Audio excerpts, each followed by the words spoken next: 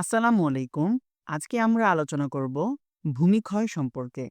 বিভিন্ন কারণে জমির মাটির উপরিভাগ হতে মাটির কণা চলে যাওয়াকে ভূমিক্ষয় বলা হয়।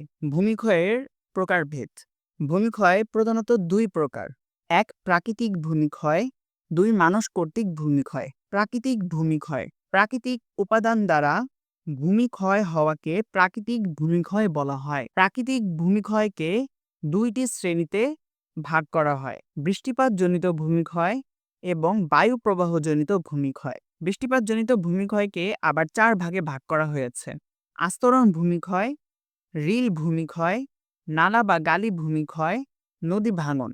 এখানে একটি উল্লেখযোগ্য বিষয় এই যে আস্তরণ ভূমিক্ষয়, রিল ভূমিক্ষয় এবং নালা বা গালি ভূমিক্ষয় তিনটি ভূমিক্ষয় একই টাইপের। এরপর বায়ু প্রবাহজনিত ভূমিক্ষয়। গতিশীল বায়ু প্রবাহ কর্তৃক এক স্থানের মাটি অন্যত্র বয়ে নেওয়ার প্রক্রিয়াকে বাত্যাজনিত ভূমিক্ষয় বলে। মানুষ তার প্রয়োজনে মাটি সরানোর প্রক্রিয়াকে মনুষ্য কর্তৃক ভূমিক্ষয় বলে।